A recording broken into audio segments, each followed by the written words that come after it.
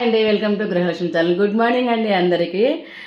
Today ఒక మంచి మాట చెప్తాను, చాలా చాలా వాల్యుబుల్ అయిన మాట.